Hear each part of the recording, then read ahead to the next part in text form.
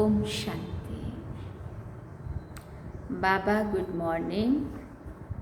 आज बाबा के 10 अक्टूबर 2023 के महावाक्य हैं। बाबा ने सार में कहा, मीठे बच्चे, प्रभात के समय मन बुद्धि से मुझ बाप को याद करो, साथ साथ भारत को दैवी राजस्थान बनाने की सेवा करो। बाबा ने प्रश्न पूछा, सूर्यवंशी राजधानी की प्राइस किस आधार पर मिलती है? तो बाबा ने उत्तर में कहा, सूर्यवंशी राजधानी की प्राइस लेनी है तो बाप का पूरा मददगार बनो, श्रीमत पर चलते रहो, आशीर्वाद नहीं मांगनी है लेकिन योग बल से आत्मा को पावन बनाने का पुरुषार्थ करना है। देह सहित देह के सब संबंधों को त्याग एक मोस्ट विलव्ड बाप को याद करो तो तुम्हें सूर्यवंशी राजधानी की प्राइस मिल जाएगी। उसमें पीस, प्योरिटी, प्रॉस्पेरिटी सब कुछ होगा, सुख, शांति, संपत्ति सब कुछ होगा। गीत सुना, आखिर वो दिन आया आज। ओम शांति। ओम शांति का अर्थ तो तुम बच्चों की बुद्धि में रहता ही है। बाप जो समझाते हैं वो इस दुनिया में सिवाय तुम्हारे और किसी की भी समझ में नहीं आएगा। वो ऐसे समझेंगे जैसे कोई मेडिकल कॉलेज में नया जाकर बैठे तो कुछ भी समझ ना सके। ऐसे कोई सत्संग होता नहीं है जहाँ मनुष्य जाए और कुछ ना समझे। वहाँ तो है ही शास्त्र आदि सुनाने की बातें। ये है बड़े ते बड़ी कॉलेज। नई बात नहीं है। फिर से वो दिन आया आज जबकि बाप बैठ बच्चों को राजयोग सिखलाते हैं। इस समय भारत में तो राजा ही है नहीं। तुम इस समय राजयोग से राजाओं का राजा बनते हो, अर्थात तुम जानते हो कि जो विकारी राजाएं हैं उनके भी हम राजा बन रहे हैं, क्योंकि सतयुगी देवी देवताएं उन द्वापर युगी सिंगल ताजधारी देवताओं के भी इष्ट देव हैं। देवों के वो भी देवात्माएं, तो इन राजाओं के भी वो राजा हैं। तो बाबा कहते ये तुम बच्चे जानते हो कि अभी तुम क्या बन रहे हो, उन विकारी राजाओं के भी तुम राजा बन रहे हो। बुद्धि मिली है, जो कोई कर्म करते हैं वो बुद्धि में रहता है ना। तुम वॉरियर्स हो, जानते हो हम आत्माएं अब बाप के साथ योग रखने से भारत को पवित्र बनाते हैं और चक्र के आदि मध्य अंत की नॉलेज धारण कर चक्रवर्ती राजा बन रहे हैं। ये बुद्धि में रहना चाहिए। हम युद्ध के मैदान में हैं, विजय तो हमारी है ही, विजय तो हमारी है ही, ये तो पक्का है, सर्टेन है। बरोबर हम अब इस भारत को फिर से दैवी डबल सिर ताज राजस्थान बना रहे हैं। बाबा चित्रों के लिए बहुत अच्छी रीति समझाते रहते हैं। हम 84 जन्म पूरे कर अब वापिस जाते हैं, फिर आकर राज्य करेंगे।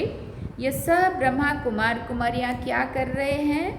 बाबा पूछते हैं, ये सब ब्रह्मा कुमार कुमारियाँ क्या कर रहे हैं? ब्रह्मा कुमारियों की ये संस्था क्या है? ऐसा पूछते हैं ना लोग। बी के फट से कहती हैं कि हम इस भारत को फिर से दैवी राजस्थान बना रहे हैं श्रीमत पर। मनुष्य श्री का अर्थ भी नहीं जानते। श्री अर्थात श्रेष्ठ होता है और श्रेष्ठ बनाने वाला श्री श्री शिव बाबा है। उनकी मत पर चल करके हम भारत को श्रेष्ठ बना रहे हैं, दैवी राजस्थान बना रहे हैं। तुम जानते हो श्री श्री शिव बाबा है, उनकी ही माला बनती है। ये सारी रचना किसकी है? फिर बाबा पूछ रहे हैं, ये सारी रचना किसकी है? क्रिएटर तो एक बाप ही हुआ ना। सूर्यवंशी, चंद्रवंशी जो भी हैं, ये सारी माला है रुद्र शिव बाबा की। सब अपने को रचता सब अपने रचता को जानते हैं, परंतु उनके ऑक्यूपेशन को नहीं जानते हैं। वो कब और कैसे आकर के पुरानी दुनिया को नया बनाते हैं, ये किसी की भी बुद्धि में नहीं है। वो तो समझते हैं कलयुग तो अभी बहुत वर्ष चलना है, कलयुग की आयु बहुत लंबी चौड़ी लिख दी है। अभी तुम जानते हो हम दैवी राजस्थान स्थापन करने के निमित्त बने हुए हैं। बरोबर दैवी राजस्थान होगा, फिर क्षत्रिय राजस्थान होगा। पहले सूर्यवंशी कुल, फिर क्षत्रिय कुल का राज्य होगा। तुमको चक्रवर्ती राजा रानी बनना है तो बुद्धि में चक्र फिरना चाहिए ना। तुम किसी को भी इन चित्रों पर बहुत अच्छी रीति समझा सकते हो। ये लक्ष्मी नारायण सूर्यवंशी कुल और ये राम सीता है क्षत्रिय कुल। फिर वैश्य शूद्र वंशी पतित कुल बनते जाते हैं। फिर पूज्य से पुजारी बनते हैं।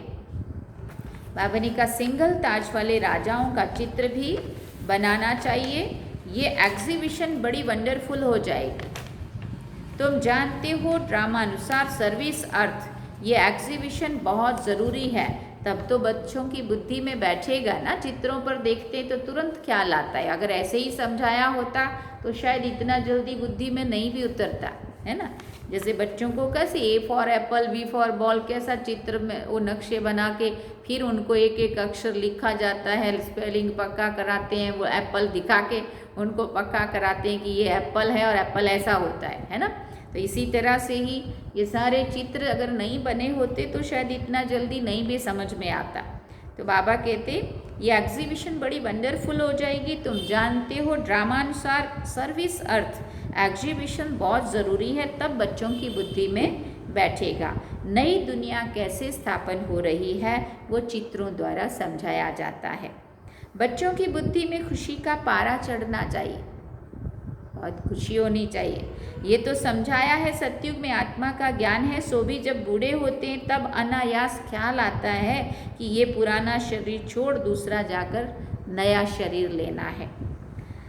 कोई बीमारी से नहीं होता है कि बीमार हो गए चलो हॉस्पिटल, वहाँ हॉस्पिटल भी नहीं होता। निरोगी काया होती है और शरीर पुराना बुजुर्ग हो जाता है तो सिर्फ इतना ख्याल आएगा कि भाई अब ये पुराना हुआ, अब जाके नया शरीर लेना है।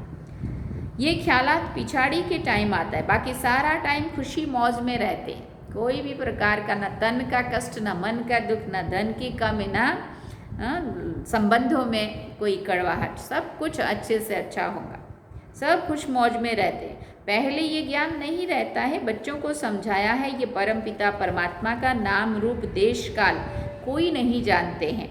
जब तक कि बाप आकर अपना परिचय देते हैं और परिचय भी बहुत गंभीर है, उनका रूप तो पहले लिंग ही कहना पड़ता। रुद्र यज्ञ रचते हैं तो मिट्टी के लिंग बनाते हैं जिनकी पूजा होती आई है।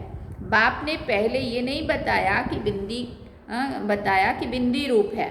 बिंदी रूप कहते तो तुम समझ नहीं सकते, तो जो बात जब समझानी है तब समझाते हैं।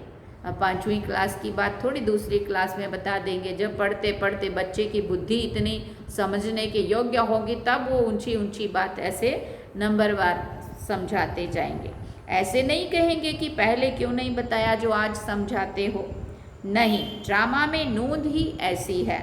इस एग्जीबिशन में बहुत सर्विस की वृद्धि होती है, इन्वेंशन निकलती है तो फिर वृद्धि होती जाती है।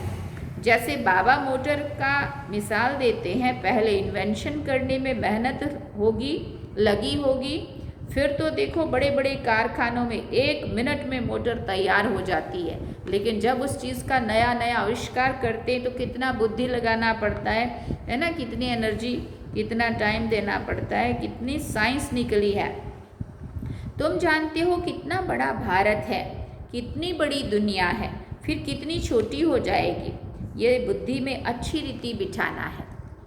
कितना विस्तार है अभी और कितना छोटी दुनिया बन जाएगी। जो सर्विसेबल बच्चे हैं उन्हों की ही बुद्धि में होगा। बाकी का तो खान पान झरमुही झगमुही में ही टाइम वेस्ट होता है। ये तुम बच्चे जानते हो भारत में फिर से दैवी राजस्थान स्थापन हो रहा है। वास्तव में किंगडम अक्षर भी रॉन्ग है। भारत दैवी राजस्थान बन रहा है, इस समय आसुरी राजस्थान है। रावण का राज्य है, हर एक में 5 विकार प्रवेश है। कितनी करोड़ आत्माएं हैं, सब एक्टर्स हैं, अपने अपने समय पर आकर और फिर चले जाते हैं। फिर हर एक को अपना पार्ट रिपीट करना होता है। सेकंड बाय सेकंड ड्रामा हूबहू रिपीट होता है। जो कल्प पहले पार्ट बजाया था वही अब बजता है। इतना सब बुद्धि में रखना है।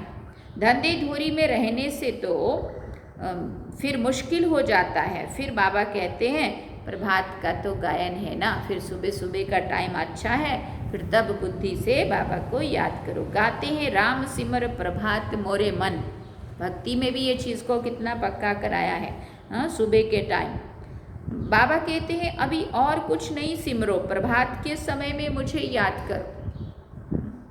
बाबा अभी सन्मुख कहते हैं भक्ति मार्ग में फिर गायन चलता है। सतयुग त्रेता में तो गायन होता नहीं है। बाबा समझाते हैं हे आत्मा, अपने मन बुद्धि से प्रभात में के समय मुझ बाप को याद करो। भक्त लोग अक्सर करके रात को जागते हैं, कुछ न कुछ याद करते हैं। यहाँ की रस्म रिवाज फिर भक्ति मार्ग में चली आई है। तुम बच्चों को समझाने की भिन्न भिन्न युक्तियाँ मिलती रहती हैं। भारत इतना समय पहले दैवी राजस्थान था, फिर क्षत्रिय राजस्थान हुआ, फिर वैश्य राजस्थान बना। दिन प्रतिदिन तमो प्रधान बनते जाते हैं। गिरना जरूर है, मुख्य है ये चक्र। चक्र को जानने से तुम चक्रवर्ती राजा बनते हो। अभी तुम कलयुग में बैठे हो, सामने सतयुग है। ये चक्र कैसे फिरता है इसका तुमको ज्ञान है। जानते हो कल हम सतयुगी राजधानी में होंगे। कितना सहज है ना।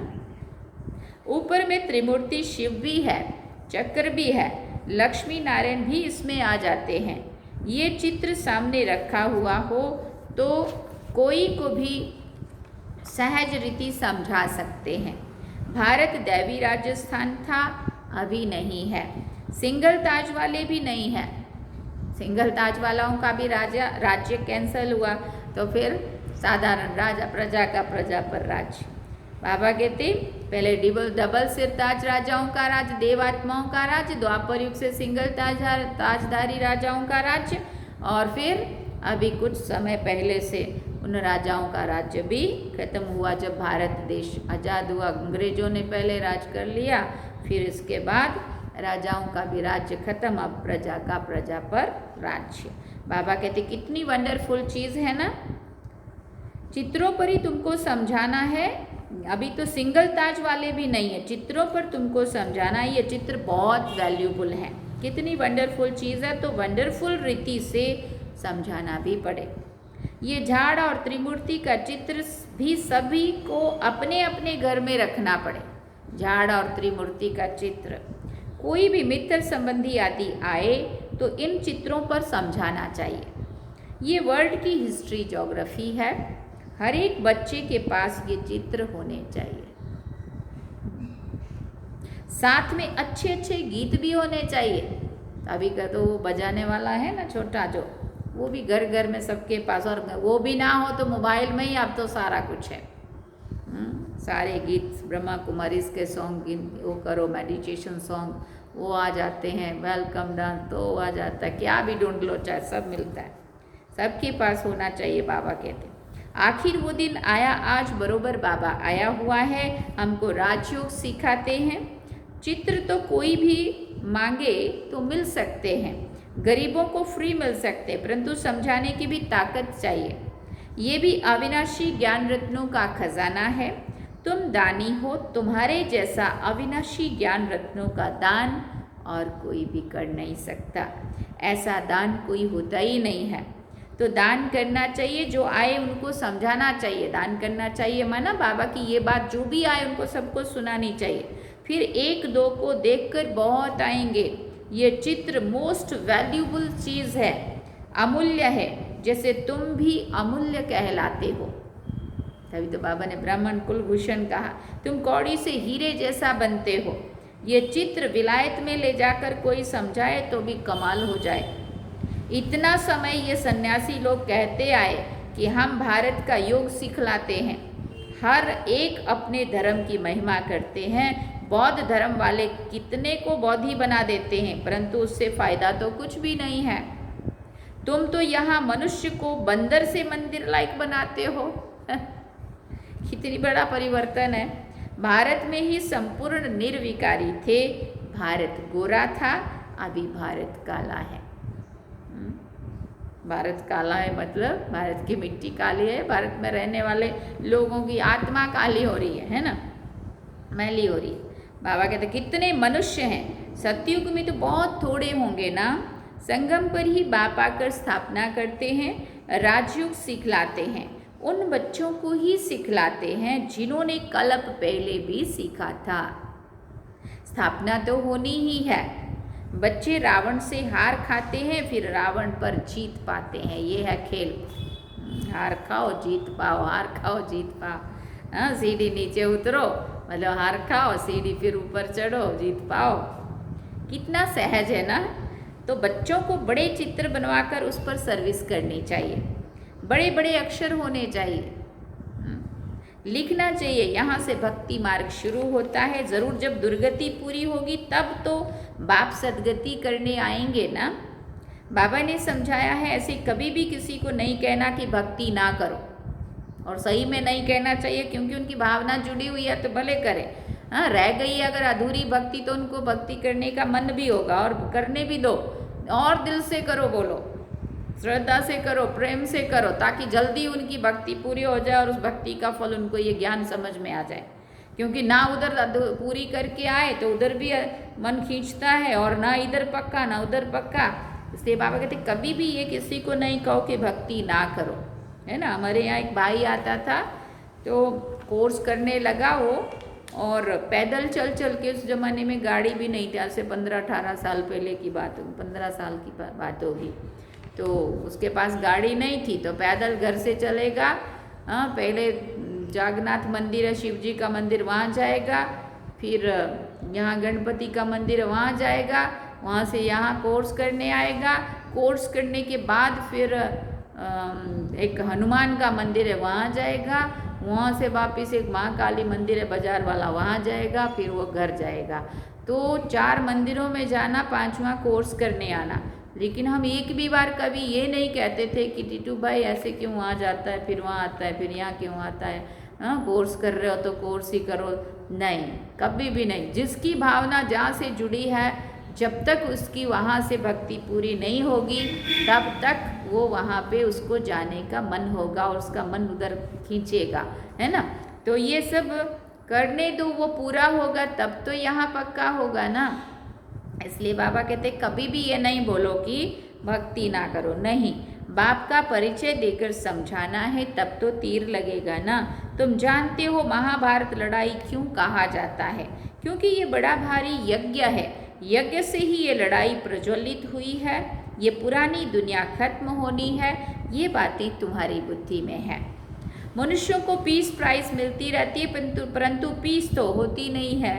वास्तव में पीस स्थापन करने वाला तो एक ही बाप है, उनके साथ तुम मददगार हो। प्राइज भी तुमको मिलनी है, बाप को थोड़ी प्राइज मिलती है। बाबा को कौन प्राइज देगा? बच्चे थोड़ी बाबा को प्राइज दे सकते हैं कि बाबा तुमने शांति स्थापन किया, अब हम तुम्हें शांति का प्राइज देते हैं। बाबा हम बच्चों को देगा, बाप तो है देने वाला। तुमको नंबरवार पुरुषार्थ अनुसार प्राइज मिलती है। बेशुमार बच्चे होंगे, तुम अभी प्योरिटी, पीस, प्रॉस्पेरिटी स्थापन कर रहे हो। कितना भारी यज्ञ है, कितनी भारी प्राइज है कि जानते हो जितना जो मेहनत करेंगे उनको सूर्यवंशी राजधानी की प्राइज मिलेगी। बाप है श्रीमत देने वाला। ऐसे नहीं कि बाबा आशीर्वाद करो।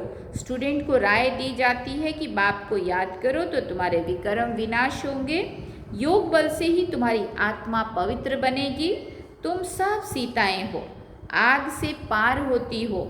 या तो योग बल से पार होना है या तो आग में जलना पड़ेगा, या तो योग बल से पार होना है या आग में जलना पड़ेगा। शुद्ध होके तो जाना ही पड़ेगा।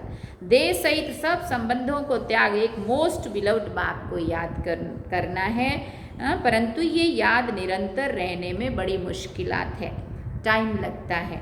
गाया भी हुआ है योग अग्नि, भारत का प्राचीन योग और ज्ञान मशहूर है, क्योंकि गीता है सर्वशास्त्रमयी शिरोमणि। उसमें राजयोग अक्षर है, परंतु योग अक्षर, बाबा कहते परंतु राज अक्षर गुम कर दिया है, सिर्फ योग अक्षर पकड़ लिया है वास्तव में राजयोग जो परमात्मा ने सिखाया है। बाप बिगड़ तो कोई कह ना सके कि इस राजयोग से मैं तुमको राजाओं का राजा बनाऊंगा। अभी तुम शिव बाबा के सन्मुख बैठे हो, तुम जानते हो हम सब आत्माएं वहाँ परम धाम में निवास करने वाली है, फिर शरीर धारण कर पार्ट बजाती हैं। पुनर्जन्म शिव बाबा तो नहीं लेते हैं ना, ब्रह्मा विष्णु शंकर को भी पुनर्जन्म नहीं लेना है। बाबा कहते हैं मैं आता ही हूँ पतितों से पावन बनाने, इसलिए ही सब याद करते हैं पतित पावन आओ, ये एक्यूरेट अक्षर है। बाबा कहते हैं हम तुमको पावन 100 देवी देवता बना रहे हैं, तो इतना नशा भी चढ़ना चाहिए ना। बाबा इनमें आकर हमको शिक्षा दे रहे हैं, इन फलों के बगीचे का बागवान बाबा है, बाबा का हमने हाथ पकड़ा है, इसमें सारी बुद्धि की बात है। हाथ पकड़ा है मना बुद्धि से बाबा के साथ हम जुड़े हुए हैं। बाबा हमको उस पार विषय सागर से क्षीर सागर में ले जाते हैं, वहाँ विष होता नहीं है, इसलिए उनको वाइसलेस वर्ड कहा जाता है। निर्विकारी भारत था, अब वो विकारी बना हुआ है। ये चक्र भारत के लिए ही है, भारतवासी ही चक्र लगाते हैं और धर्म वाले पूरा चक्र नहीं लगाते हैं, वो तो पिछाड़ी में आते हैं। ये बड़ा वंडरफुल चक्र है। बुद्धि में नशा रहना चाहिए, इन चित्रों पर बड़ा अटेंशन रहना चाहिए। सर्विस करके दिखाओ, विलायत में भी चित्र जाए तो नाम बाला होगा, विहंग मार्ग की सर्विस हो जाए। बहुत तेज गति से सेवा हो सकती है। बाबा कहते अगर ये चित्र विलायत में भी पहुंच जाए, लेकिन ये तब की बात थी, अब ये चित्र वहाँ पहुँच भी चुके हैं और सही में विहंग मार्ग की सेवा भी विदेशों में हो रही है। अच्छा, मीठे मीठे सिकिल दे बच्चों प्रति माता पिता बाप दादा का याद प्यार और गुड मॉर्निंग। रूहानी बाप की रूहानी बच्चों को नमस्ते। हम रूहानी बच्चों की रूहानी माता पिता बाप दादा को दिलवा जान सिकवा प्रेम से याद प्यार, गुड मॉर्निंग, नमस्ते, थैंक यू बाबा, शुक्रिया बाबा। धारणा के लिए मुख्य सार है, पहला पॉइंट, अविनाशी ज्ञान रत्नों का खजाना जो मिला है उसे दान करना है। अपना समय खाने पीने झरमुई झगमुई में व्यर्थ नहीं गंवाना है। दूसरा पॉइंट, कौड़ी जैसे मनुष्यों को हीरे जैसा बनाने की सेवा करनी है। बाप से आशीर्वाद या कृपा मांगनी नहीं है, उनकी राय पर चलते रहना है। वरदान में बाबा ने कहा, सेवा द्वारा प्राप्त मान मर्तबे का त्याग कर अविनाशी भाग्य बनाने वाले महात्यागी भव। सेवा द्वारा प्राप्त मान मर्तबे का त्याग कर अविनाशी भाग्य बनाने वाले महात्यागी भव। आप बच्चे जो श्रेष्ठ कर्म करते हो, इस श्रेष्ठ कर्म अथवा सेवा का प्रत्यक्ष फल है सर्व द्वारा महिमा होना। सेवाधारी को श्रेष्ठ गायन की सीट मिलती है, मान मर्तबे की सीट मिलती है, ये सिद्धि अवश्य प्राप्त होती है।